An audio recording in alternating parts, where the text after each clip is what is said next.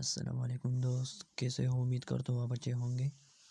आज का हमारा टॉपिक है Schrodinger wave equation for particle in 3 dimensional box.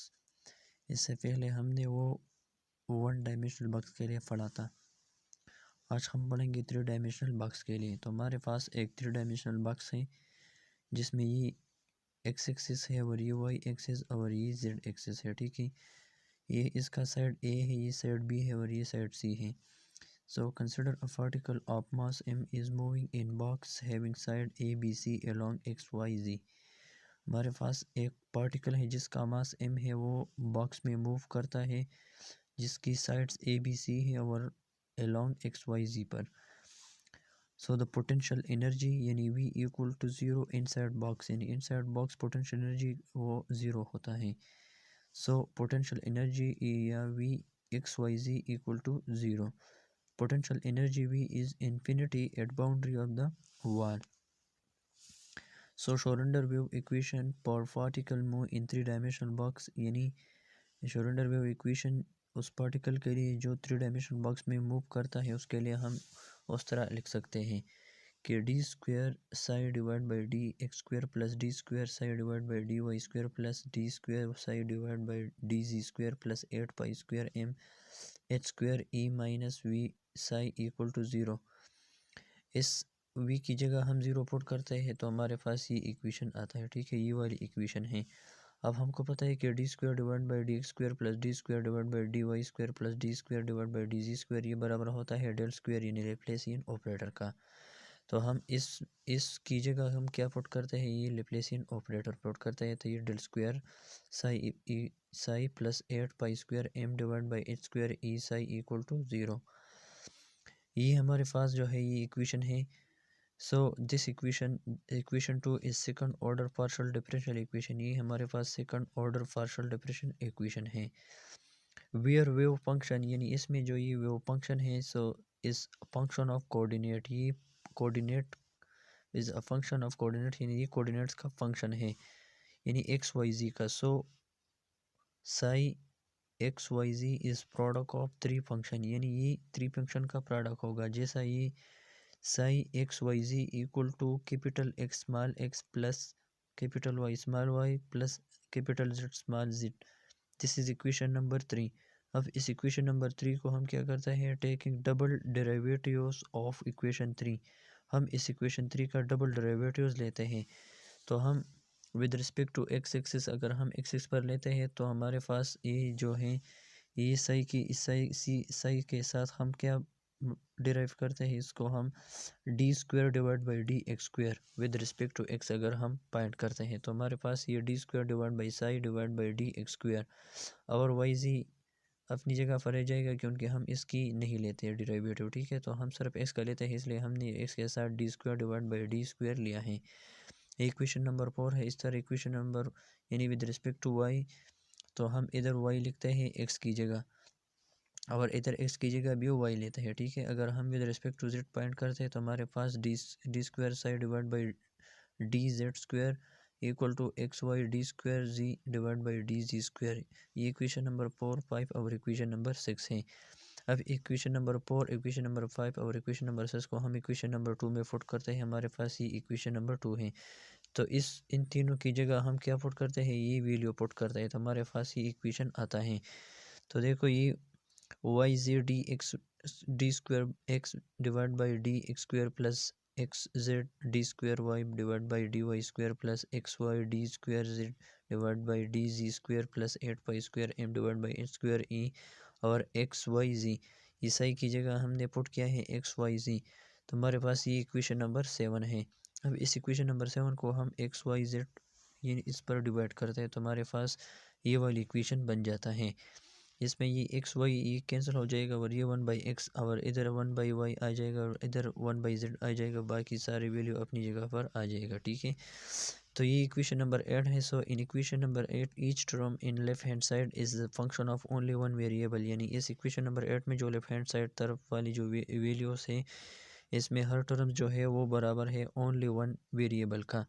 So and sum of this term यानी इसका सम जो है इस टर्म्स का इसका सम वो बराबर होता है किसका, तो ये बराबर होता है constant quantity minus 8 pi square m divide by A square E.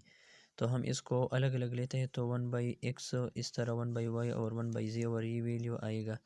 तो ये अलग अलग बराबर है -8 pi square m e x square divide by A square ये -8 pi square m divide by A square E Y ये -8 pi square m divide by A square E Z. तो ये इक्वेशन 9 और 10 11 है। अब इस इक्वेशन 9 10 11 को हम क्या करते हैं, इसको रीअरेंज करते हैं कि ये एक्स जो है ये इधर आ जाएगा मल्टीप्लिकेशन के ज़रिए, क्रॉस मल्टीप्लिकेशन के ज़रिए, तो ये ई एक्स बन जाएगा और ये सारी वैल्यू इक्वल के इस तरफ शिफ्ट हो जाता है। तो ये हमारे पास D square X divide by D X square plus आ जाएगा, ठीक है 8 pi square m divide by A square E X. तो हमारे पास ये equation number 12, equation number 13, equation number 14 ये इक्वेशन आ गया है, ठीक है ये 0 का बराबर है, इसी तरह ये भी 0 का बराबर है। So it is clear from this equation, इस इक्वेशन से क्लियर हो गया है कि E equal to E X plus E Y plus E Z. So each of the equation 12 13 and 14 is same is equation for one. हमने one dimensional box के लिए जो फाइंड किया था, तो ये इसका मतलब ये है कि इक्वेशन नंबर 12 13 और 14 में जो टर्म्स हैं ये सेम है बिल्कुल इक्वेशन नंबर उस इक्वेशन का जो हमने वन डायमेंशन के लिए फाइंड किया था।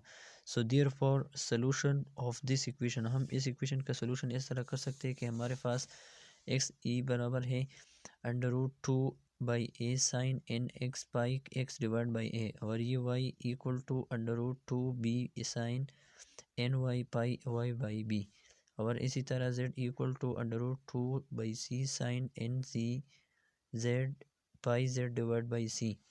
अब अगर हम इस एनर्जी के लिए लेते हैं तो ये ई एक्स बराबर है N X square H square 8m a square और E Y equal to N Y square H square 8m b square और E Z equal to N Z square H square 8m c square. So ये हमारे पास जो ये N x N Y और ये N Z है तो ये हमारे पास इंटीजर है और ये नॉन ज़ीरो है, ठीक है। So the total kinetic energy बराबर है ई एक्स ई वाई और ई जेड का। ये इक्वेशन नंबर 18 19 और 20 इसको हम इस इक्वेशन नंबर 21 में पुट करते हैं तो हमारे पास ये वाली इक्वेशन आ जाता है, ठीक है। अब इस वाली इक्वेशन में हम H square divide by 8m इसको कॉमन लेते हैं तो हमारे पास ये इक्वेशन आता है E equal to H square divide by 8m N X square divide by A square plus N Y square divide by B square plus N square divide N Z square divide by C square. तो ये equation number 12 है 22 है। Only certain energy level और allowed, इस equation में जो है हमको बताते हैं कि सिर्फ सर्टेन एनर्जी लेवल इसमें क्या होगा, इसमें अलाउडेड होगा। तो द लोवेस्ट काइनेटिक एनर्जी हमारे पास जो है ये N X square equal to N Y square ये सब इक्वल हो जाएगा 1 का और इसी तरह ए स्क्वायर बी स्क्वायर और सी स्क्वायर ये बराबर हो जाएगा ए स्क्वायर का। तो हम इस इक्वेशन नंबर 22 में जो है इसकी जगह क्या पुट करते हैं, ये 1 पुट करते हैं तो हमारे पास ये जो है इस ए स्क्वायर बी स्क्वायर और सी स्क्वायर इसकी जगह हमने क्या पुट किया है, ये ए स्क्वायर और ए स्क्वायर। अब ये N X Y N Y square N Z square इसकी जगह हमने 1 पुट किया है और ये ए स्क्वायर जो है इससे बाहर आ गए हैं तो ये E11 equal to H square divide by 8m a square 1 + 1 + 1 तो इससे 3 आ जाता है तो ये बन जाता है E111 equal to 3h square divide by 8m a square. So this equation this is for first orbit, ये फर्स्ट ऑर्बिट के लिए हम इस्तेमाल कर सकते हैं ये इक्वेशन। एज जो है ये साई एस हमको पता है कि psi equal to capital X small X capital Y small Y capital Z small Z. So equation number 24 है। अब इस इक्वेशन 15 16 और 17 ये 15 है 16 है और 17 है, इस इक्वेशन को हम इस इक्वेशन में पुट करते हैं तो हमारे पास ये इक्वेशन आ जाता है, ठीक है। अब देखो ये इसमें ये ए बी और सी है, इसको इधर हम कॉमन लेते हैं और ये 2 इसके मल्टीप्लाई हो जाता है तो हमारे पास √8 divide by A B C और बाकी ये वैल्यू जो है ये अपनी जगह पर आएगा, ठीक है। अब ये ए बी सी जो है ये वॉल्यूम है तो हम इसकी जगह वी पुट करते हैं तो psi equal to √8 by V sine N X pi X by A sine N Y pi Y by B sine N Z pi Z divide by C. तो ये हमारे पास जो है लास्ट इक्वेशन है।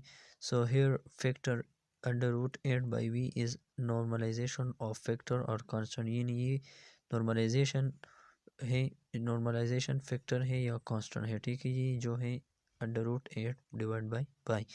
सो थैंक्स वीडियो देखने के लिए, बहुत शुक्रिया।